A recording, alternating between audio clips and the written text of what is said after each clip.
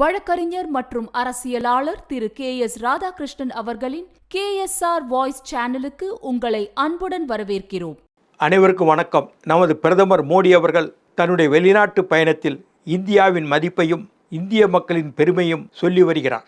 வெளிநாட்டிலும் India மீது பெரிய மதிப்பை ஏற்படுத்துகிறார். இன்றைக்கு தேவையில்லாமல் மோடி வெளிநாடு செல்கிறார். இருப்பது சில நாள்தான் இந்தியாவில். இந்த வருடம், அதாவது 2026 நீ முடியலை. கிட்டத்தட்ட மோடி 12 வெளிநாட்டு பயணங்கள் மேற்கொண்டார். அதனுடைய செலவு 75 கோடி என்று சொல்லி உள்ளனர். இன்றைக்கு உக்ரைன் போரானாலும், அதாவது பாலஸ்தீன பிரச்சனை என்றாலும், இஸ்ரேலுக்கு வேண்டப்பட்டவங்கள் இந்தியர்கள் என்று சொன்னாலும், ஆனால் நடுநிலையோடு தன்னுடைய கடமைகளை ஆற்றி வருகிறார். உக்ரைனில் போரை நிறுத்துங்கள் என்று புட்டினிடம் எடுத்து வைத்த கருத்துக்களை புட்டினும் ஏற்றுக்கொண்டார். ஈரான் அமெரிக்க போர் நடந்தது. அங்கே இருந்து குரூட் ஆயிலோ பெட்ரோலியமோ பல நாடுக்கு அனுப்ப முடியவில்லை. ஆனால் இந்தியா அமெரிக்காவுடையும் பேசியது, ஈரானுடையும் பேசியது. இந்தியாவுக்கு மட்டும்தான் இந்த சப்ளை கிடைத்தது. இங்கே தட்டுப்பாடு இல்லாமல் இந்தியாவில் மோடி பாதுகாத்தார். அதே மாதிரி வாகனங்களுக்கு போட வேண்டிய பெட்ரோல், டீசல் அனைத்துமே கிடைத்தது. இது யாரால்? மோடியால். மோடியினுடைய கொள்கை, அவருடைய நட்பு, பல நாடுகளில் அந்த வசதி கிடைக்கவில்லை. எப்படி ராமன் எஃபெக்ட்னு சொல்கிறோமோ, சர்சி ராமன் எஃபெக்ட் என்று, அது இது மோடியோட எஃபெக்ட் என்று அந்த ஆங்கில பதத்தை நம்ம பயன்படுத்த வேண்டும். மோடி ஒரு பிரதமர் மட்டுமல்ல, ஒரு ஸ்டேட்ஸ்மேன். புவி அரசியலில் எப்படி, ஜியோ பாலிட்டிக்ஸில் எப்படி காயை நகர்த்த வேண்டும், எப்படி செஸ் போர்டில் நம்ம ஆடுகிறோமோ அது மாதிரி செஸ் போர்டில் ஆடுறாப்புல உலக அரசியலில் தன்னுடைய காய்களை நகர்த்துகிறார். ஜியோ அரசியல் என்பது முக்கியம். உள்நாட்டு அரசியல் ஒன்று, ஜியோ பாலிட்டிக்ஸ் அதாவது புவி அரசியல், உள்நாட்டு அரசியல் ரெண்டுமே முக்கியம். ஒரு நாட்டினுடைய சமாதானம், பொருளாதார ஏற்றத்துக்கு இந்த ரெண்டும் முக்கியம். அதை சரியாக, சமமாக அதை ஈக்குவலைஸ் பண்ணி ரெண்டையும் பேலன்ஸ் பண்ணி கொண்டு போகிறாரு. அதுவே மோடியினுடைய சிறப்பு என்பதை இங்கே சொல்ல வேண்டும். இப்போ மோடி போகிற இடங்கள் எல்லாம் என்ன சொல்கிறார்கள்? மோடியை பார்த்து நீ தான் என்னுடைய தலைவன், என்னுடைய பாஸ் என்று சொல்கிறார்கள். நான் காலில் விழுந்து வணங்குவது சரியென்று சொல்ல மாட்டேன். மோடிக்கு காலிலேயே வெளிநாட்டு அதிபர்கள் விமான நிலையத்தில் விழுவதெல்லாம் இந்தியாவுக்கு தானே பெருமை. சமீபத்தில் ஆஸ்திரேலியா சென்றார். ஆஸ்திரேலியா சென்றவுடனே யுரேனியத்தை பெற்றுக்கொண்டு வந்தார். அங்கே யுரேனியம் அதிகம். யுரேனியம் ஆஸ்திரேலியாவில் யாரும் கொடுக்க மாட்டாங்க அதிகமாக. ஆனால் இந்தியாவுக்கு அவங்க கொடுக்க ஒப்புக்கிட்டாங்க. ஆஸ்திரேலிய அதிபர் என்ன சொன்னார்? பிரதமர் என்ன சொன்னார்? You are the man for guiding a country. எங்களுக்கெல்லாம் நீங்கள் தான் கைடிங்காக இருக்கிறீங்க, நீங்கள் எங்களுக்கு ஆசான் மாதிரி இருக்கீங்கன்னு சொல்கிறார். அதே மாதிரி நியூசிலாந்து போனார். அங்கேயும் அந்த நாட்டு அதிபர் இவரை மோடியை பாராட்டியது உண்டு. மோடி சொன்னார், நியூசிலாண்டில் சொன்னார், ஒரு மப்புலரை போட்டுருந்தார். இதே மப்புலர் ஒரு நண்பர் நியூசிலாண்டில் எனக்கு பரிசாக கொடுத்தார். கிட்டத்தட்ட ஒரு 20 வருஷம் 25 வருஷத்துக்கு முன்னாடி கொடுத்த மப்புலரோடு உங்களோடு பேசுகிறேன் என்று பேசினார். அதே போல் அந்த நாட்டு அதிபர் என்ன சொன்னார்? அந்த காலத்தில் நான் இந்தியாவுக்கு போனேன். யார்? நியூசிலாந்து அதிபர். இந்தியாவுக்கு போனேன். கண்ட காட்சிகளை பார்த்தால் சில்லறையாக கொண்டு வந்து கொடுப்பாங்க, காய்கறிகள் வாங்கிட்டு போவாங்க. இன்றைக்கி அவங்க இந்தியா இன்றைக்கி உலக பொருளாதார நிலையில் ஒரு முக்கியமான இடத்தில் இருக்கின்றார்கள். ரொம்ப சிரமப்பட்டாங்க பொருளாதாரத்தில் இந்தியா.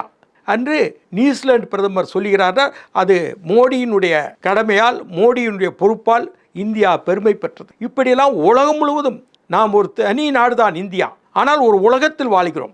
இப்படியாக இந்த அகிலத்தில் எல்லாருடைய தொடர்பும் வேணும். நாம் அவங்கள்ட பல விஷயங்கள் பேசணும், பல விஷயங்கள் பெற வேண்டியது உள்ளது. எல்லா உலகங்களும் நமக்கு கிடைக்காது. இன்றைக்கி தண்ணீர்லேயே கங்கை தண்ணீர் பங்களாதேஷுக்கு பிரிக்கிறோம். மோடி சொன்னால் அவங்க கேட்டுக்கிறாங்க. இப்போ அதே மாதிரி பாகிஸ்தானுக்கு சிந்து நதி நீரை கொடுத்தோம் நேரு காலத்தில். இப்போ நான் கொடுக்க முடியாதுன்னு க்ளோஸ் பண்ணிட்டார். எதுக்கு கொடுக்கணும்? ஐகிப்ப நம்ம நாட்டு விரோதிக்கு எதுக்கு கொடுக்கணும்? இந்த மாதிரி உள்ள. இப்போ சீனாவோடு போர் தொடுத்தாலும் இந்த போரில் வெற்றி பெறுகிறோம். நேரு சீனா இந்திய போரில் தோற்றார். அதே மாதிரி வாஜ்பாய் கார்கிலில் வெற்றி பெற்றார். சீன எல்லையில் நம்முடைய படைகள் அடித்து நொறுக்கின சீன படைகளை. இப்படியாக மோடியினுடைய சர்வதேச பார்வை என்று ஒரு வித்தியாசமான பார்வை. அவர் ஆக்ஸ்போர்டில் போய் நேரு மாதிரி படிக்கலை. அவர் ஏதோ குஜராத்தில் இருக்க பள்ளிக்கூடத்தில் படித்து உலகம் முழுவதும் அத்தனை நாடோடு ஒரு நட்போடு அவர் இருக்கின்றார். சார்கானாலும் தான், அதே மாதிரி ஐநா சபையில் போனாலும் கூட தமிழை பேசுகிறார். யாதும் ஊரே யாவரும் கேளீர். அதே மாதிரி திருவள்ளுவரை பெருமைப்படுத்துகிறார், பாரதியை பெருமைப்படுத்துகிறார், வணக்கம் மெல்போர்ன் என்கிறார். மெல்போர்ன் நகரில் போய் மலேசியாவில் அனைவருக்கும் வணக்கம் என்று சொல்கிறார். அவர் சொல்லணும்னு அவசியம் என்ன இருக்குது? இப்படியாக மோடியுடைய வெளிநாட்டு பயணங்கள் இந்தியாவுக்கு பயனுள்ளதாக இருக்கிறது ஒழிய அவர் வெட்டி செலவு பண்ணல. அவர் இந்திரா காந்தியோட நேரு அழைச்சிட்டு போவார தன் மகளை, அது மாதிரி அழைச்சிட்டு போய் குடும்பமாக அவங்க போகல. மோடி மட்டும் தனி மனிதனாக போகிறேன். இன்னும் நான் சொல்கிறேன், கேட்டுக்கிட்டோம். வெளிநாட்டு பயணங்களில் மன்மோகன் சிங் காலம் வரைக்கும் பத்திரிகையாளர்கள் 150 பேர் தனி விமானத்தில் போவாங்க. இப்போ அதெல்லாம் செலவை கட் பண்ணிட்டார் மோடி. மன்மோகன் சிங், அதாவது 2014 வரைக்கும் 150 பத்திரிகையாளர் தனி விமானங்கள் 2 விமானத்தில் போவாங்க. இப்போது அந்த செலவை கட் பண்ணிட்டார். எதுக்கு? நம்ம எங்கே போனாலும் இந்தியாவில் இருக்கணும்னா ப்ரீஃப் பண்ண போகிறோம், சொல்ல போகிறோம், என்னென்ன நடந்ததுன்னு சொல்ல போகிறோம். இன்றைக்கி இந்த செய்திகள் சமூக ஊடகங்கள் மூலமாக செல்கிறது என்று தான் அவருடைய கணிப்போடு தன்னுடைய வெளிநாட்டு பயணங்கள் இந்தியாவுக்கு பயனுள்ளதாக தான் அவர் செய்துள்ளாருடைய. உலகத்தில் இந்தியாவின் மதிப்பு ஏறி உள்ளது. நேரு காலத்தில் என்ன நடந்தது? ஐநா சபையில் நிரந்தர உறுப்பினர், அதாவது செக்யூரிட்டி கவுன்சில், பாதுகாப்பு அவையில் நிரந்தர உறுப்பினர் தந்த பொழுது மறுத்தார். ஏன் மறுக்கணும்? இன்னும் நம்ம நிரந்தர உறுப்பினர் ஆக முடியாது நேருனால. அது போக உங்களுக்கு தெரியும், சீனா இன்றைக்கு பொருளாதாரத்தில் வளர்ந்து வருகிறது. நமக்கு எதிரியாக இருந்தாலும் நம் பக்கம் உலக நாடுகளை திருப்பி உள்ளார். சீனா தேவையற்றதாக முரண்டு பிடிக்கிறது இந்தியா மீது என்ற கருத்தை உருவாக்கியுள்ளார். பாகிஸ்தான் இன்றைக்கு பயந்து போய் இருக்கின்றார்கள். இந்திரா காந்தி காலத்திலேயோ மன்மோகன் சிங் காலத்திலேயோ நேரு காலத்திலேயோ இந்த 2 நாட்டை பற்றி நாம் பயந்தோம்.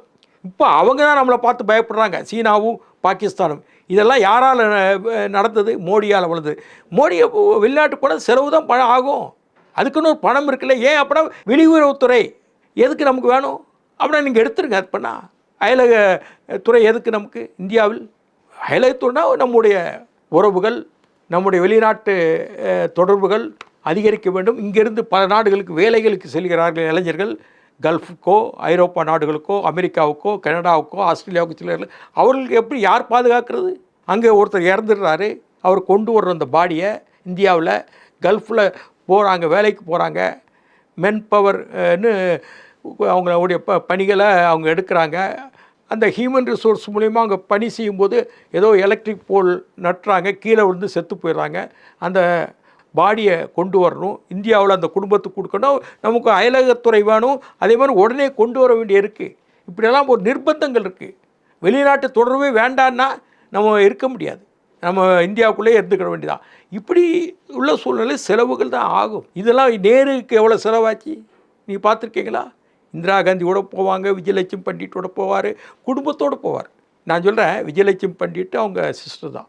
ஐநா சபையில் ஒரு உறுப்பினர் ஆக்குனாங்க, மாஸ்கோவுக்கு தூதராக அனுப்புனாங்க. அந்த அம்மாவுக்கு என்ன படிச்சிருக்கிறாங்க? ஐஎஃப்எஸ்ஸா? இல்லையே. இந்திரா காந்தியை கூடவே அழைச்சிட்டு போவார் நேரு.